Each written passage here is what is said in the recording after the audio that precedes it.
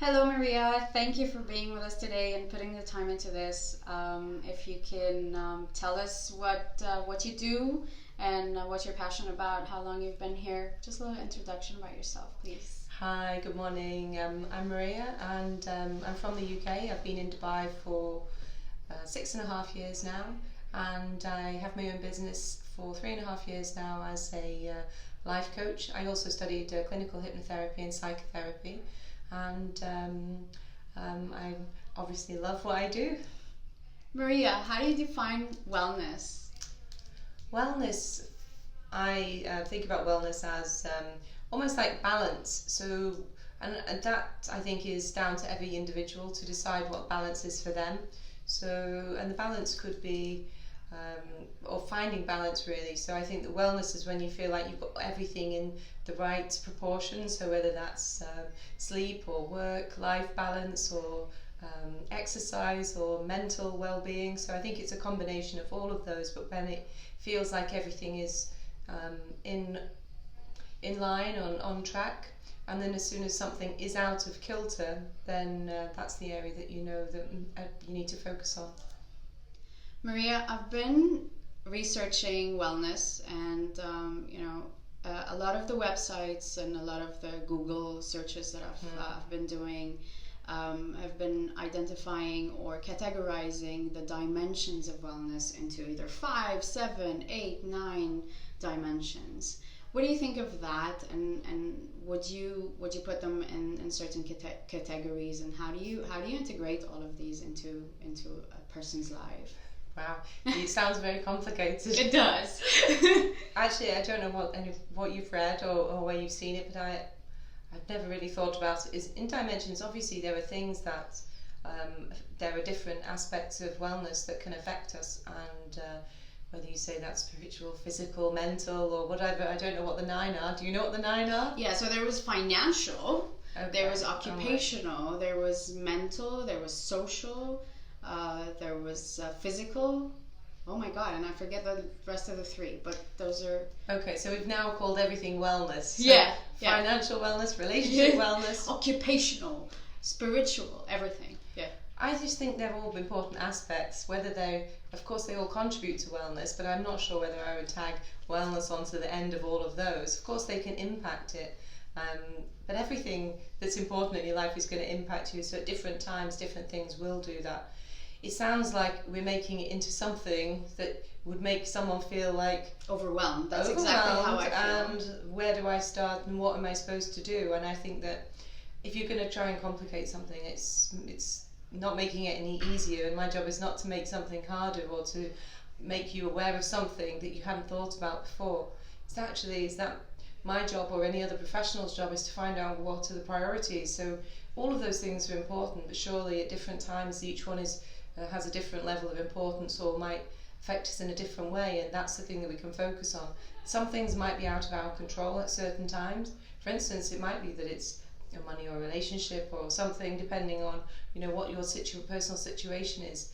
So it may be that there are other areas that you can focus on. I think that believing that you've got to have this checks and balance and everything in place, of course that's ideal, but I don't think that's how it works. I think you have to decide what are the top 3 or 4 that you want to focus on, and think, right, what's the most important thing to me? And sometimes that is something that you can benefit from sitting down with someone, whether it's with a coach or another professional, or even with a friend, or sitting down with a coffee and just putting on a piece of paper what are the things that all of the things that are bothering you, and maybe highlighting or circling the ones that you think are most important, or that if I had this one, I wouldn't be bothered about the other ones, or this one is most important for X, Y, Z, and have a look to see what those are and prioritise them and work on them like that.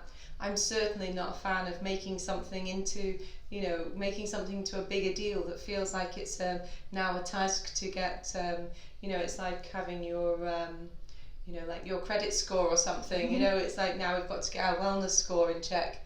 And I think that the pressure that creates is another thing to worry about. Exactly, actually, and I don't think that's very helpful. So thank you. Thank you. But that's what the internet says. So Maria, I'm personally on a wellness journey. I have identified some of the areas that I want to be better at, be happier in general about, and satisfied. But it's very hard to start. Like you said, it can get a bit complicated reading through wellness and stuff. So how do you, from your perspective, where can somebody just start their wellness journey? How do we kickstart that as effectively as possible? Well, I think the first thing is I wouldn't necessarily call it a wellness journey, because it sounds like you're not already on it, and that you don't already have most of the components already that are required for a wellness journey. So you're not going on holiday, so you're not having to pack a bag with things for wellness. What I do think though is that it can be difficult, certainly from the feedback that I've had from clients, is that people don't always know where to go. They don't know, they say, I don't know if I need to see a coach or a psychotherapist, a psychologist, a psychiatrist, so I do think that there is a lot for I think as a nation that we don't know yet, and it's not obvious where to go. And also there are many different people or professionals that can help you in all different ways, whether it was stress or anxiety or whatever it is that you're feeling. It could be even from a personal trainer that you get that help, or from yoga, or could be also from seeing a psychiatrist, or could be from seeing a psychologist. So there is a multitude of help or people who can help out there. I think that for someone who was thinking, actually, I don't know what I want, or I don't know who to see, because it can be expensive as well. And there are some already great initiatives who are helping to kind of break that down. So one of them is Safe Space, who work with all different professionals, ranging from psychiatrists to trainers and coaches, psychologists, and everything else in between, to offer free workshops so that you can kind of go and get a taster of perhaps a different modality and see whether that's something that's interesting to you, something that you would like to pursue further, and to see how that can help you. And I think that that's, at the moment, that's really one of the best things that's available in Dubai, without having to make any commitment, and to kind of sit there, whether you want to ask any questions. It's always a group. The environment is always open and friendly, so you never have to feel intimidated at all. And if you don't want to ask questions, you don't have to. If you want to speak to somebody individually at the end, you can do. So it's a great place to start. And if you need more information about that, you can have a look on safespacedxb.com and follow them on Instagram as well. And the reason I say that is because actually they're offering a free support as well. But from there, if you wanted to work with a specific professional, then you'd be able to say, right, okay, this is what I'm feeling, and they can help to direct you in the right way and say, you know what, this is the person who's the expert for marriage counselling, this is the person who's the expert for healing, or whatever it is. So it doesn't matter what your personal belief is, and if you don't know yet, then that's really is a great place to start. But if you don't feel comfortable or want to go to one of those, to one of the events, if you don't want to get in touch like that, I think that there's not any professional in Dubai that if you reached out to them, regardless of what their profession is, that they wouldn't be happy to have a conversation with you free of charge, just to talk through and help you to understand and point you in the right direction if they don't think they can help. And for an individual who's deciding what to do, I think that perhaps you have to take some time first yourself to think, what is it that's important to me, what am I trying to achieve, or what is it that I'm feeling first of all, and so that somebody could go and help you. But certainly don't feel like you have to start on something, because for sure you're already there.